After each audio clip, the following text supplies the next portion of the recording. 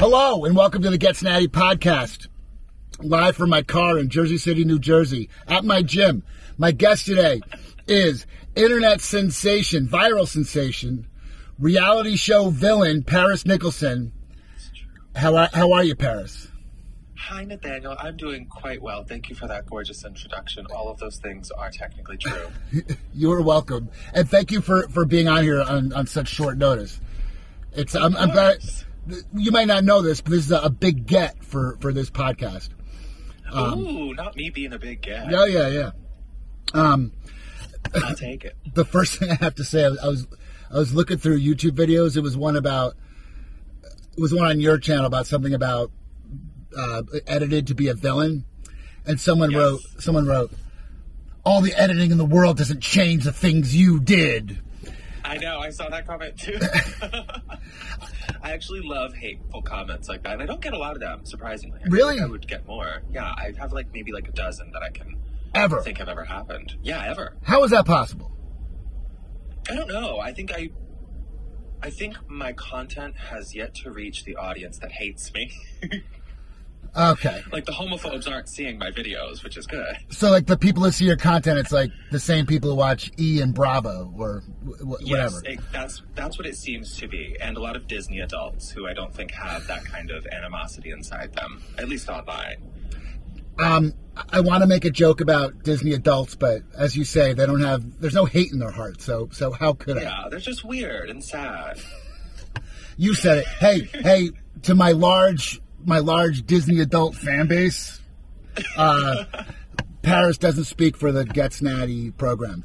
So this is true. As a content creator, how did you get on? Well, first of all, you were on a show called Worst Cooks in America, Viral Sensations, and you made it to the last episode, but didn't win.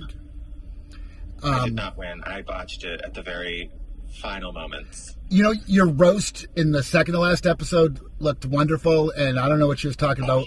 She's like, too much sauce. I'm like, I don't know, toots. How did you actually get on the show? Okay, so I had never heard of this show before. Or I think I had heard of it, but I'd never seen it.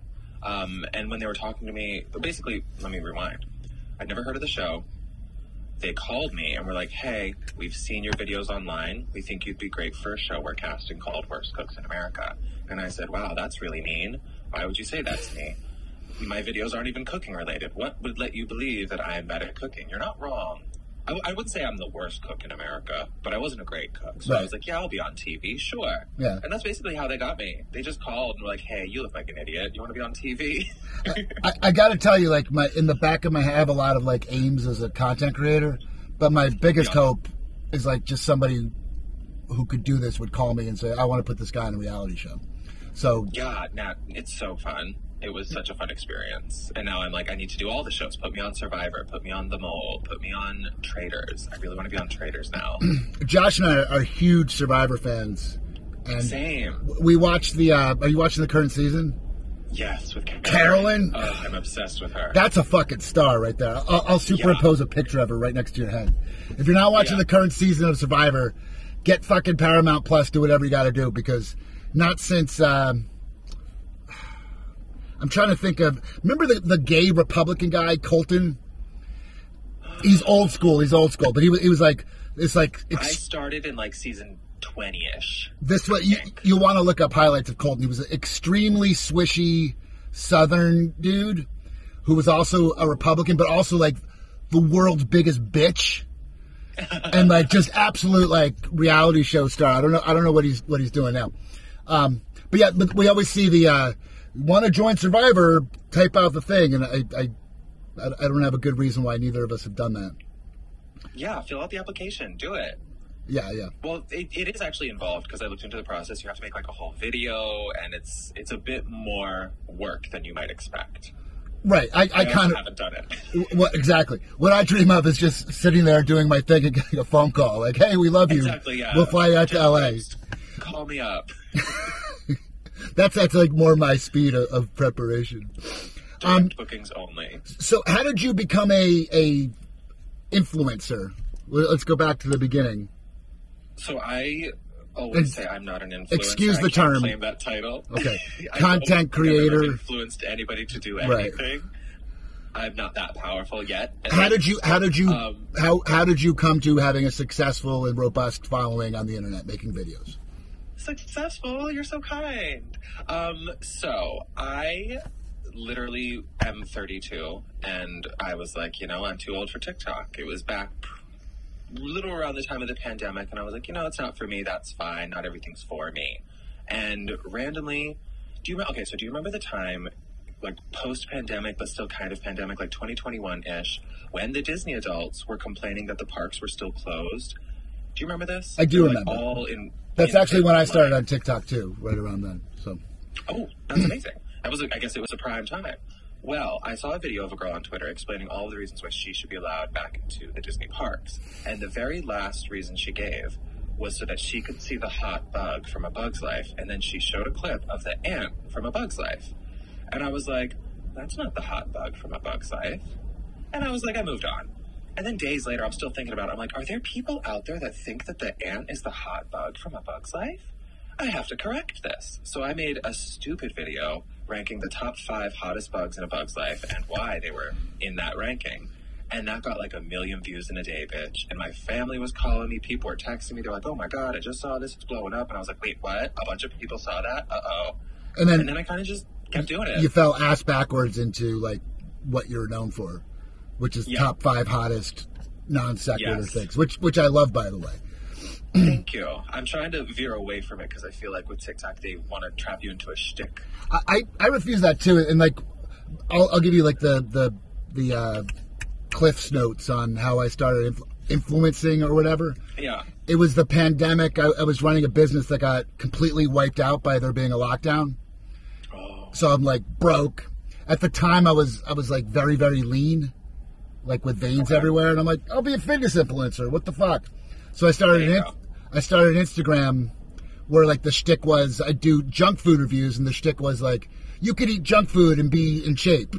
It's all about flexible dieting. Here's how it is. That's where your handle's Natty Eats Junk. Yes. And so it was I did that for a year, doing 1-minute videos that nobody watched, and people kept telling me to do TikTok, and I'm like, all right. So then I posted one, forgot about it, looked at it a week later, it had 2,000 views, which is nothing to me now, but at the time I would have killed if you got 2,000 views on a... You're like, whoa, what's this? What's right. Here? And then next thing you know, here I am. But yeah, it was, I too, like before I got on, I was like, well, you're 32, I was 43 or whatever at the time. Like, I'm definitely too old for TikTok, but people kept telling me, and then bam. I also struggle with I hate the term influencer, but yeah. What do you say? Like, what do you say? And like when people are like, oh, you're famous, and you're like, no, I'm not. But like, there's like a lot of these things, there's no way to like answer it without either being conceited or falsely modest. Yeah. You know what I mean? Just lean into conceited, typically. So your podcast partner, Michael Judson Berry. Yes. You guys met on the show. We did, yeah. So that season of Worst Cooks in America, they cast all like viral sensations, which is like the shtick, which I didn't realize until I got there. Right. I was like, oh, everyone's a content creator? And they're like, yeah, that's the theme of the season. And I guess everybody else knew that except me. So I was kind of like the last horse to get that memo. But we met immediately, and I was like, oh, you're so funny. We have such fun together. And the whole time we're like in between filming, we're like, we have to do a podcast. What would the podcast be about? And we're just like back and forth, just pitching ideas. And then basically like a week after we wrapped filming, I got an email from Sony, and they were like, hey, we have this idea for a podcast. We think you'd be an incredible host for it. What do you think? And I was like, I love this idea. Yes. And I have the perfect co-host in mind. And they were like, oh, we love Michael Judson Berry. That's excellent.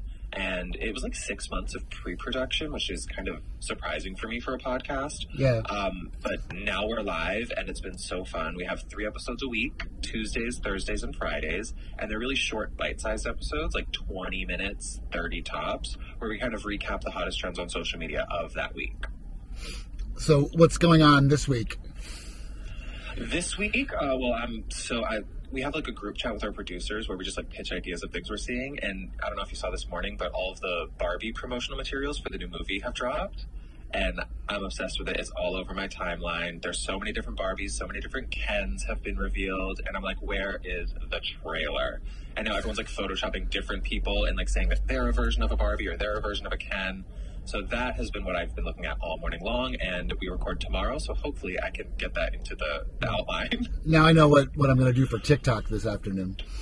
Do something Barbie related. It's very hot right now.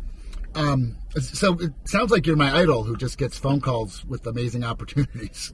Literally, it's kind of a dream. It feels weird because sometimes it's like a brand will be like, hey, we want to do this collab. What do you think? And I'm like, yes, awesome. And then there'll be like months where I don't get those kinds of emails. And I'm like, am I dead? Is it over? Have I passed my peak? And I've been doing this for a little over 2 years now. Actually, we're probably coming up on the 2-year mark right about now. And I've kind of seen that there's ebbs and flows, like with everything in life. So I'm like, okay, even if there's not these kinds of opportunities presenting themselves to me, it doesn't mean I need to lay over and die. It's not even that it's ebbs and flows. It's that it's so like day to day when you're constantly putting out content. Like 2 weeks ago feels like a month ago or more than that. It really does. And it's like time is skewed. Like on TikTok, you'll go, or I'll speak for myself. I'll go like, my videos always do okay, but sometimes I'll go like a month or two without something going viral, and I'm like, well, I guess that's it for me. And then it's just, you learn consistency, and you also learn, but like, I definitely hear what you said. Like when shit goes bad for a minute, it's like, is this it? Is this it? Yeah, this is the end. Right. But like, the algorithm is fickle. She's fickle and petty. It's true. One thing I would say this for you, like, too. If anyone could do this, anyone would. Or, excuse me, if everyone could do this, everyone would. So, like, the reasons you were successful on TikTok or a reality show are the reasons you'd be successful at podcasting or whatever it is. You know what I mean? Like, oh, yeah. Like TikTok. It's like a skill set that I didn't realize I had. It's a mixture of how I'll just say it's a mixture of how you look and how you sound and how you present yourself. I'm speaking of you, not for me. For me, it's all personality, nothing to do with the way I look. But like that's why we're facing this possible TikTok ban. Oh, that's fake. That's so fake. Right. I don't think it'll come to that. That's I think never going to happen. Money will change hands before that happens. Exactly. Like they'll come to they're playing hardball. But even if it did, it's like I'd be fine. I have Instagram. I'm trying to get a YouTube off the ground. You know what's weird for me? TikTok has always been like my primary platform for engagement. That's where I have like the largest following. That's where my videos do the best. Same. And these past couple months, I've been sort of veering away from like my typical shtick of the top 5 hottest whatevers and kind of shifting more towards more broad comedy because that's what I'm pursuing. And recently, my videos have started popping off on Instagram more than TikTok. Like I had a Nicole Kidman video go viral on Instagram. I'd never had anything go viral on Instagram. I was kind of like, Instagram is for like me and my friends. So now it's kind of interesting to see how the same content on different platforms will be promoted or put on the For You page, and then other platforms are like, nah. Josh and me have had the exact same experience with Instagram. And over the last like 2 months, it's been like, oh, this is possibly becoming my primary platform. And it's interesting. Like you say, it's interesting to think like, and sometimes I'll do a video that doesn't do great on TikTok. And I'm like, well, maybe this is more Reels' speed. Yeah. So yeah. You have YouTube Shorts to consider, and then there's Twitter. Yeah. One thing I struggle with, it's funny. Like, I have a pornography career, as it were. Which really? Yeah, I can see that. My income comes mostly from the OF. You like it OnlyFans? Yeah. Can you not say OnlyFans? I don't know. Plug the OnlyFans. Yeah. I have an OnlyFans, pretty people, in case you didn't know. I don't make it that hard to find, but also like my two worries about that. It's very. What's tame? It's my worries are like it would exclude me from traditional media opportunities. I can see that, yeah. But that's like a concern that I feel like is getting less and less valid over that's time. The people who I talked to about it, everyone pretty much said that. Like I'm using like 1995 math. Yeah. or whatever. Where it's like now you look at, the president and you can have a sex scandal and that's fine. Yeah, like our former president got pinched for paying off a porn star. I can't jerk off on the internet. Running. Exactly. Nothing is real anymore. My point was, one thing I struggle with is because I have like 50,000 followers on Twitter, which is like just, primarily gay men. And I can't I don't want to, like, if I started posting like TikToks of me and Josh lip syncing, that people would be like, what the fuck? How would they react? I don't know. You'd get a lot of, one thing I'll tell you, I'm a bisexual, and in gay parlance you'd call me, he's a straight guy. You know what I mean? Yeah, my fiance is also bi. Right. A lot of people forget that you're basically half straight. Like, I've seen all of the John Wick movies, and I'm gay. That was never supposed to happen for me. Those are good fucking movies. Very, very straight. I kind of like them, actually, but I never would have watched them if I wasn't dating a bisexual. I wasn't really cued in very much to...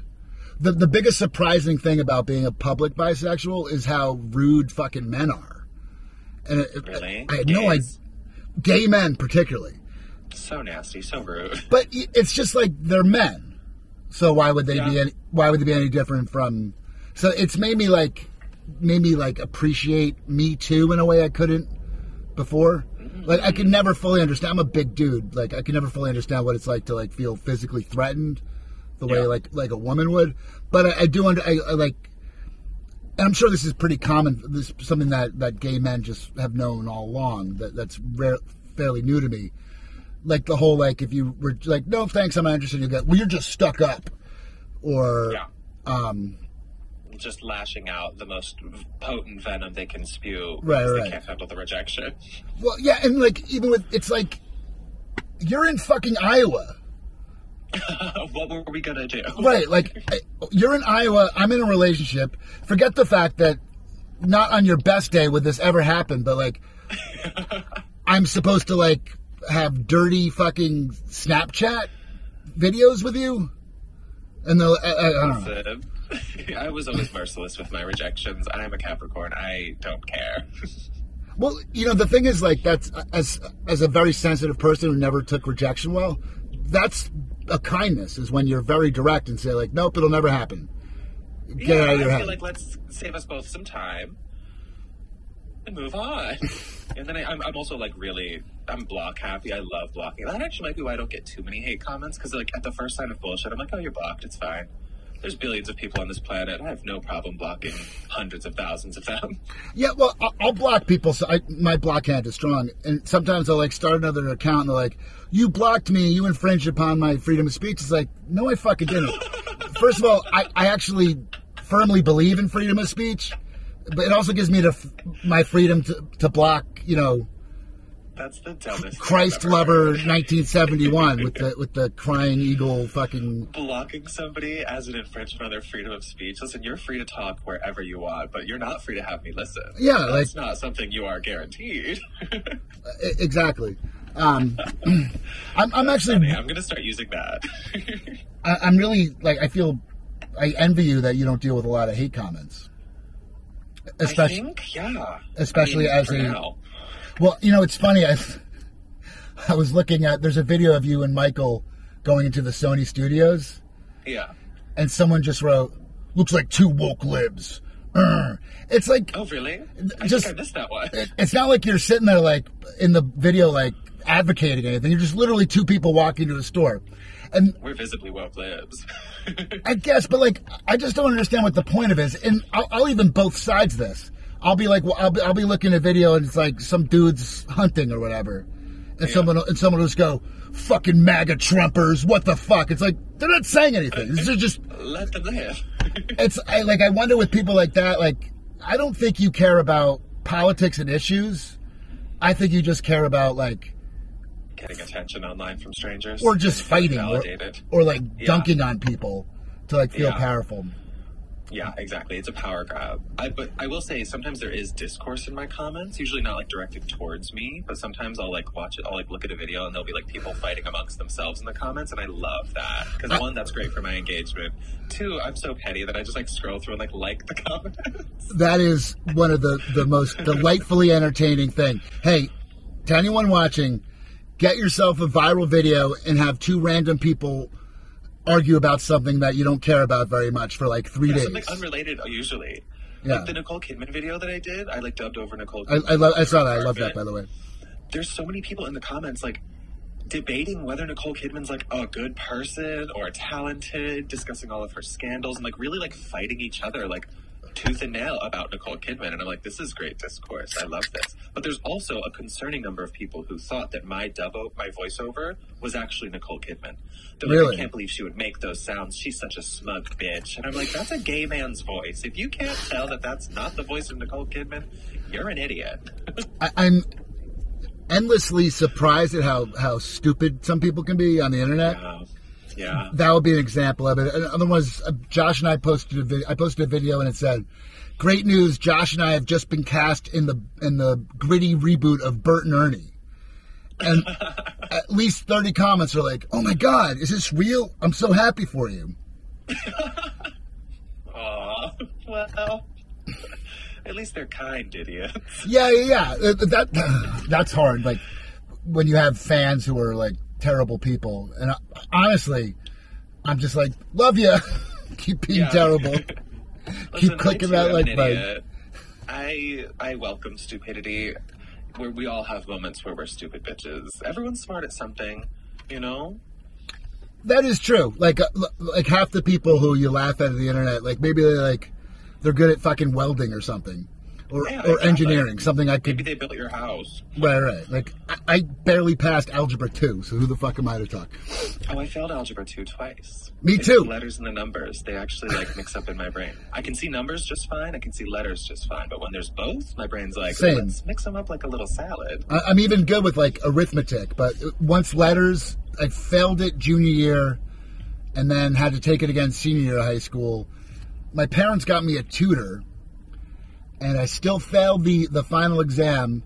It was written up that I got a 58, but then I saw the teacher later that day, and she goes, "Oh, Nathaniel, there was a mistake. You actually got a 60, so you passed." And I really think it was just like out of the kindness of her heart. Mercy. Like, yeah, it sounds like it. I was like I was book smart in like the humanities. Maybe she did the math. Like, this kid isn't gonna like be a rocket scientist anyway. You know, so just I love that. So you're a millennial, am I right? Or are you late? I am, yeah. A millennial. I'm late. Late Gen X, kind of cusp. What do you think of Gen Z as a generation? I love them. I love the change they're enacting. I love the style choices. I love the slang. I love the culture that they're bringing to the world. And also, they're like fully adults now. Like, they can vote now, which is exciting. 25-year-olds are Gen Z, yeah. Yeah. I will say, some of them, and this is true of all people, it's hard to generalize a total generation. Some of them really, I want to say, grew up in a bubble. And it's kind of like I'm the generation that grew up before the internet, where your parents like, okay, go play outside, and you had to like play in the woods for 8 hours. And then the last generation like that, yeah. Yeah, but then also young enough that when the internet became a thing, I was an early adopter. Like, I was on like 4chan when I was like 12 years old, like looking at the most wild stuff you would like back in the internet. It used to just like be the dark web, basically. It was Rotten.com. Like, it's like your time in Vietnam. Exactly. Yeah. So like, I've seen these things on the internet. Like, I grew up in the dark web, so now to see kids be like, "Oh my God, I can't believe that's online." I'm like, bitch, there's so much worse out there if you want. Like, you can find videos of people being murdered if you look hard enough. It's crazy. But they're just like, I very much agree. I very much agree with that assessment of Gen Z. My problems with them, and again I'm generalizing, is the over pathologizing of everything. It's like, having a bad time at the store isn't trauma. And like when you call like minor inconveniences, just one example. If you call a minor inconvenience, even a major inconvenience that hurt you, trauma, that's very, very insulting to people who like actually have actual trauma. But also, like, are they doing it in a funny way? Because, like, if somebody steals my parking spot, I might call that trauma. Right. Or I just got hate crimed. Yeah, I love saying I was hate crimed. One of my favorite bits is, like, whenever I walk by a baby at a store, I'll whisper to whoever I'm with, that baby just called me a faggot. Josh and I, we have a canon for our dog, Nina. And she's a woman who's had many litters. I don't even know if I should say this, but the joke with us is that Nina is a TERF. A trans, funny. Because Josh is trans. It's like... Yeah, you can say that. That's funny. Josh will be like, if I'm editing a video, like, you can't say that. And I'll be like... Yeah. And I'll want to argue. Like, well, I should be able to say that. But Josh is like, it doesn't matter whether or not it's true or not. It's like, do you want to get canceled? Yeah, exactly. Or do you want to just deal with the fallout? And remember... If I'm dealing with fallout, it's gonna spill over there. Yeah, so it's like about that. Yeah, it's being in a relationship with a fellow content creator is interesting, to say the least. My fiance is too, but our worlds are like so different and disconnected that like there hasn't been much spillover. But we just recently got represented by an agency that's gonna start pitching us for things individually and as a couple. So I'm like, maybe we should start making more content together. I mean, he's so gorgeous. I love him to bits. But yeah, we haven't experienced that yet. My instinct is that if you're both have a following, there's no reason it wouldn't work. Yeah. Because the chemistry that keeps you together, the chemistry that works in real life is going to translate on camera. And ultimately, that's like, for the record, Josh and I were both successful creators before we posted content together. But I think the reason why Josh and Natty is successful is people, particularly women, can sense that like it's real and not like that we genuinely like each other. So it translates as very real, and I think it's also like such a nice like juxtaposition because like you said, you're from different generations. You're like you present in such contrasting ways that like it's just like really. When I first saw, I discovered both of you through a video that you were both in. And probably one of the ones that went viral, and it was on my For You page. And I was like, oh my God, who are these two? Probably I the beach them video. Immediately. When you pick her up, I saw that video and I was like, yes, who is this couple? I'm obsessed with them immediately. And then I went on both your pages and I was like, wow, I love them. It's just like a great dynamic and you have such good chemistry. You're very funny together. My favorite video of all time is the one where Josh has a makeup look on and she's like, what do you think of my makeup, Nathaniel? And you're like, oh, it reminds me of like a low budget kiss, blah blah blah blah blah blah. And she's like, low budget. I've watched that like at least 100 times because that's exactly where my mind went. I was like, okay, low budget. That's all, Josh. You guys are engaged, right?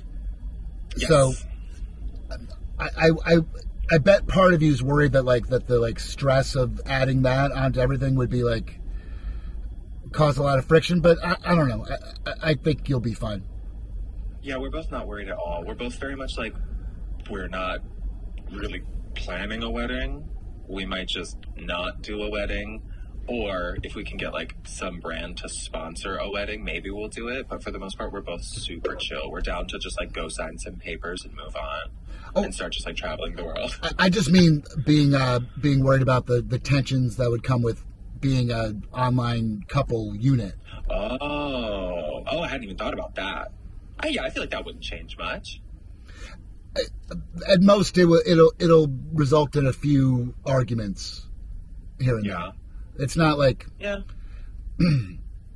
like I wouldn't worry about it. And my instinct is that it would probably be I haven't seen your fiance stuff, but my instinct just from knowing you a little bit is that it would probably work pretty well on camera. So. Yeah, I imagine it would. If you haven't followed my fiance, you can find him at Dwight Brooks on TikTok and at Dwaskiat, like Basquiat with the Dwight, on Instagram. He's a stylist and he's so cute and he has like the best style. And it's wild because I have like a very specific style. I joke that I dress like a water Pokemon trainer primarily. I just love like a nautical theme. But he'll put together these outfits and I'm like, that is so weird, that's so ugly, it's so wrong. And then I see it all together and I'm like, wow, this is brilliant, this is inspired, I'm an idiot. He just like really turns out these looks that I never anticipate are going to look as good as they eventually do. So go check him out, he has great style. You can find links in the description. There they are. Click now. Yeah, I'll put one of those like cheesy arrows. Just put it over my face. So your podcasting partner, Michael, does he live in Jersey City? Yeah, he literally lives in Jersey City, specifically. Oh, I'll probably reach out to him for like a in-person guest. Yeah, if he'd be into that. Oh That's my God, cool. wait, yes, because I was doing while I was doing research for this, which was I actually did watch. Josh watched the show as it was airing, and like First Cooks. Yeah, and it's a weird show. Thank you, Josh. I watched it like while dicking around on my phone type deal. Yeah. No offense. That's exactly what. No, it's that kind of show. It's like I don't have to pay attention to this show. Right. But it's to be fair, it's what I do in Survivor. Like I either fast forward or look at my phone during like challenges. So yeah. But I always looked up when you were there. Anyway, but I watched the last 2 episodes to refresh myself. Forgot how much I love Najee. Najee. Najee. That's a fucking star. Yeah. Yeah. We also love Tessica. I'm obsessed with Tessica Brown after that. It was a good cast. I meant to go back and follow everyone. So far, I only follow you, Michael, and Najee. But yeah, while doing the research, it said Michael Judson Berry, Jersey City. I'm like, oh, okay. Yeah. I was like, Michael, just say New York. It's easier. But he's like, no, it's very specific that I have to say Jersey City. And I'm like, okay, I get that. Well, where'd you grow up? I grew up all over the East Coast. We were super poor, my mom and I. So I was born in Massachusetts, and then I lived in like 10 different states growing up. But then I went to high school in Pennsylvania and college in Pittsburgh. So mostly the Northeast? Yeah, very New England vibes. The thing with like Jersey City and Hope, like you can envision where Manhattan is, right? Mm-hmm. And then there's the East River, and then there's Brooklyn. The other side, New York. Yeah, I know. Right. So there's the Hudson River, then there's Jersey City and Hoboken. For some reason, if you live in Jersey City and Hoboken, which is like literally right there, I could be in at the World Trade Center in literally 12 minutes from here to there. That's not New York, but if you live like. Nope. 15 miles by Kennedy Airport, you're like, I'm a real New Yorker. And like, there'll be people, they move from fucking Iowa. Yeah. It's a brutal distinction. And they're like, they'll move from Iowa, they still dip their fucking pizza into ranch dressing, and they're like, ew, Jersey. It's like, whatever. I'm sure Michael and I could commiserate on it. But like, yeah, you have to say Jersey City because somebody like, you don't live in New York, you live in Jersey City. Real New York. Yeah. And you get it, like, you wonder why, like, people in New Jersey have, like, such chips on their shoulder. That's honestly, why. Yeah. I survived 1 year in New York before I wanted to kill myself. My mental health was at an all-time low. And I was like, why is everything smelling like piss and no one's admitting it? Everything smells like garbage and we're all poor. This isn't fun.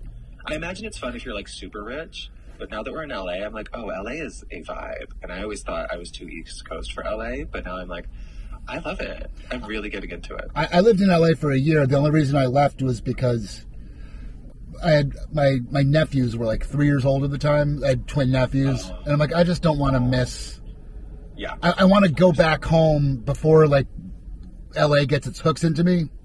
Yeah. So like, now's the time to leave. But for the most part, it was just North Jersey, but with better weather and palm trees. Like there wasn't, there wasn't any like culture shock. Yeah. Where do you guys live?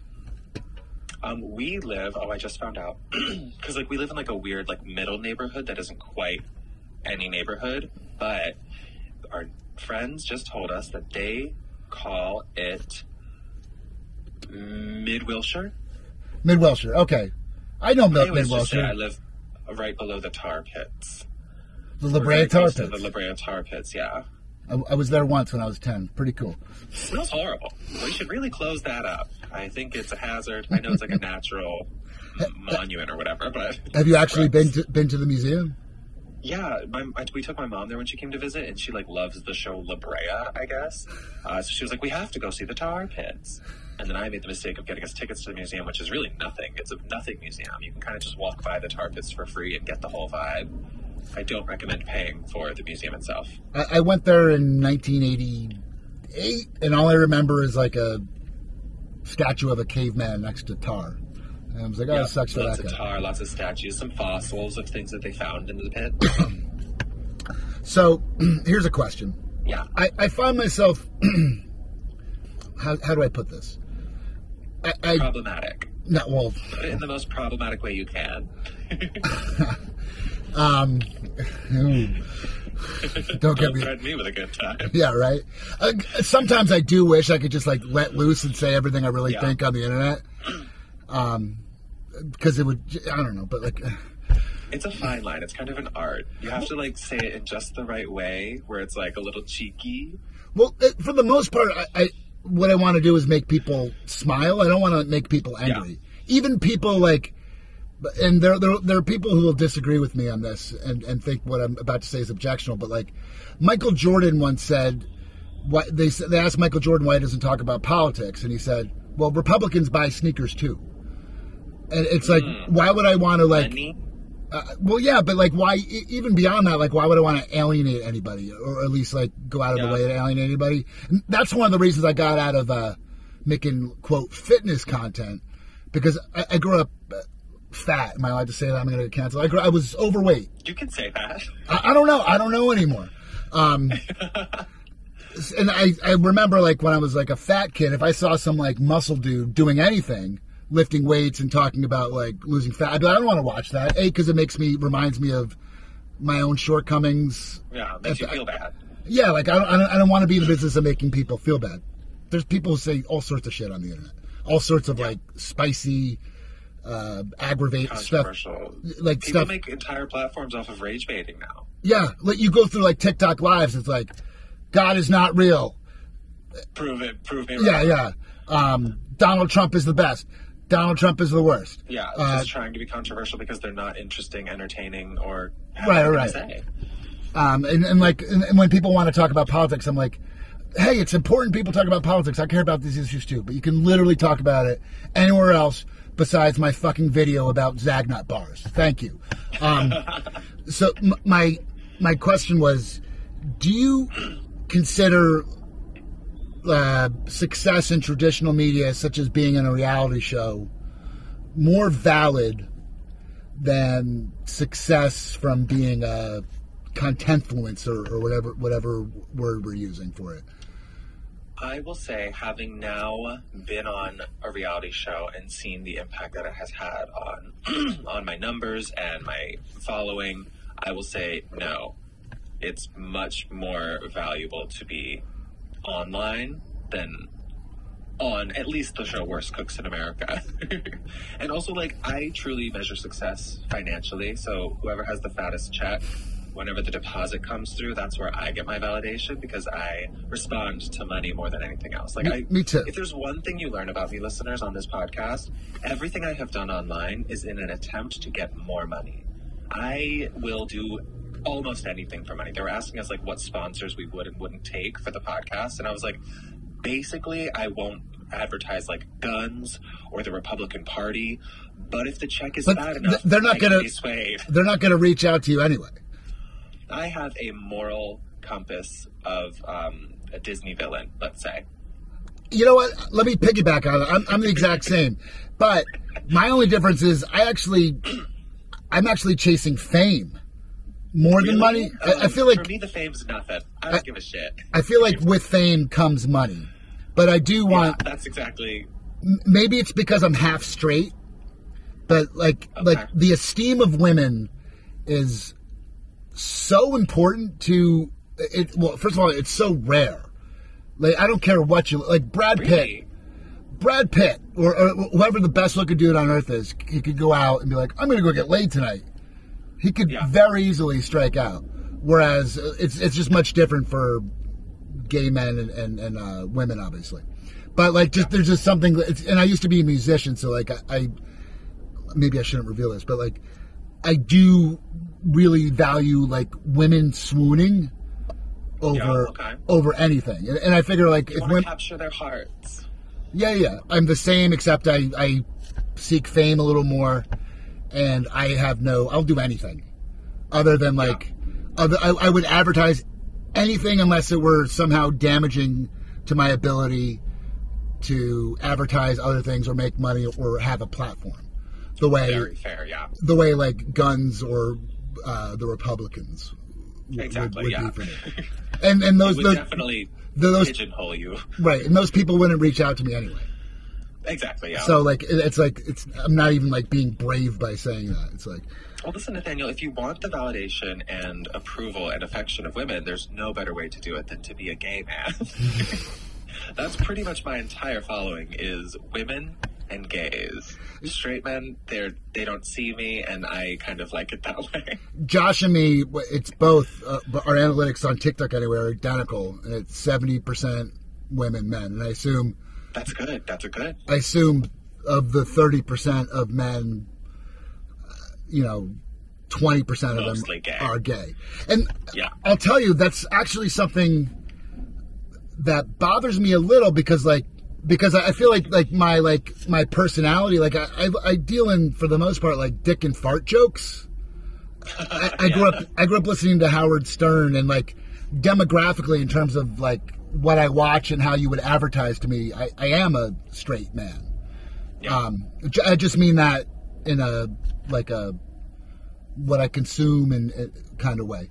So it almost makes me sad that like there are people, there's like some 17-year-old straight kid from Missouri or whatever who would probably like my content but wouldn't watch it just because, that's that gay shit. Yeah. I feel like straight guys are just watching hot girls and their content. I was actually at it was like a meeting for creators at the Meta headquarters. I went with my friend Nick from the show, Nick Trawick, 13, follow her. But it was like all these content creators, and I recognized a bunch of them. I was like, oh, I know you. Oh, and you're the person that does that. And at one point, they were kind of showing all the creators how you can really like deep dive into the settings on your analytics to like look at that demographic data. And all the gays in the room, it was like mostly women, and then like 30% more likely than not gay men. And then some of the female creators, their content, and one of them specifically said that like as she's gotten older, that has skewed much more towards predominantly male audience. Because like now she's like getting hotter and like she's more, I guess she like started when she was underage and now she's like of age. So now that she's 18, all the dudes are coming out of the woodwork to engage with her content, which is obviously so fucked and weird and creepy. But I feel like that's what the straight men are watching. They're watching hot girls and not much else. They don't even see us. We're invisible to them. Yeah, it's just like boom. Well, Paris, my thing is overheated. We've got 45 great minutes. Oh, amazing. I'd love to interview again sometime soon. We'll have Josh along for the ride. Okay. And maybe I'll reach out to Michael and maybe work something out. Yeah, this was fun, Nathaniel. It's nice to like get to chat with y'all because we've only ever communicated via like comments online. Right. I feel like it's always like you worry about these things because like we could have gone on that have been like, oh, so you're on a show? Yes. You know what I mean? Like it could have been like stilted. Yeah, well, that's partially my hang up with the term influencers. Like influencers, from my experience, tend to have like no personality, or like they have like an online persona and then you meet them and it's different. Whereas like content creators, I'm like, I'm just a funny bitch and I'm going to be a funny bitch online or in person. And that's comforting to me because I don't have to worry about any of that. I just be myself and there it is. Actually, this one last question. What is your dream as a entertainer? What would like making it mean for you as an entertainer? I've been doing a lot of stand-up comedy lately, so I would love a special, Netflix, whoever. But mostly the dream, and I'm kind of living it right now, which is like kind of shocking, is just to be able to sustain myself financially doing this. And right now I'm doing that, and I'm like, ooh, nobody move. It's working. Stop. But can't change anything. Me too. It's like, it's not like I'm rich, but like I do all right. Yeah. And like, that's like exactly the ability to do something halfway creative that's very low stress is like, I feel very thankful for that, for sure. But I will take a moderately successful career in comedy that allows me to like live sustainably off of just that. That's my dream. Anything more is just the icing on the cake. Mine is like talk show host, which I guess at this point it wouldn't be on like NBC. It would be on like YouTube or whatever. I mean, you're doing it right now. That's true. You're literally hosting a show and we're talking, Nathaniel. This is all I need is a band. You have to realize you're living your dream. Wow. In a parking lot in Jersey City. in this visibly dusty car, might I say. Yeah. You know, a funny thing that people would find surprising about Josh and me, of the two of us, Josh is the messier one. That's not surprising to me at all. No? Okay. Because I'm really messy. It's the first time I've been in a relationship where I'm like the person who's like... You're the clean one? Yeah, and I am... When I tell you I'm a fucking slob, believe me. But also Josh does drag. Like, that's so messy. Wigs and outfits and costumes and props and glitter and glue. Yeah. You live in a craft barn. I do. We gotta find more space. Yeah. I would love to live in LA because it costs the same, pretty much, as New York, and you get more space. Yeah. So plus, it's like the area we live in is kind of like the suburbs. So like, I go on my run and I'm like, you can't tell me I'm not in like a '90s sitcom, just like da da da da da da. And then you still have all the culture that you want. It's funny. I like when you lived in New York. You lived in Manhattan. Yeah, I lived in the East Village. Okay, yeah, it's really cute, but just wasn't for me. There's something about living in Manhattan, like the psychic energy of all the people. Taxing. The concrete. It's like when I live in, like, I've lived in Manhattan before, but I always prefer living in like either Brooklyn or Queens or Hoboken or Jersey City. With trees. Yeah, and like just not like, you know, hustle bustle. That's another reason. Yeah. Like, I grew up in the suburbs, and I'm ultimately most comfortable there. Yeah. So like it's LA, nice, it's cozy, it feels safe. Yeah. In New York, I was like becoming a very mean version of myself, and I'm not like the nicest person to begin with, but I was just becoming like a rotted bitch, and I was like, I don't want to be this cruel to human suffering, and I just felt like myself getting harder to a point where I didn't like who I was becoming, so I was like, let me remove myself from this. It's not good for me. Thank you, therapy. And like, or getting sucked into like, there's a very like. There's a particular kind of New York elitism. Mm-hmm. And I was modeling at the time, so I was only in the fashion world. It was just fashion people, fashion parties. And so you're in ground zero for that, right? Mm-hmm. I was like, oh God, get me out of here. Well, alrighty. This has been wonderful, Paris. Yes, thank you so much. No, thank you. And again, let me thank you for doing this last minute. Listen, you got lucky. My Tuesdays are relatively open these days. Sweet. I would love to have you on again. Yeah, this was fun. Maybe in a month or two. Josh will be there. Follow me, subscribe, like the podcast, subscribe if you aren't already. Turn on notifications for Nathaniel's podcast. I already have. Thank you. And you can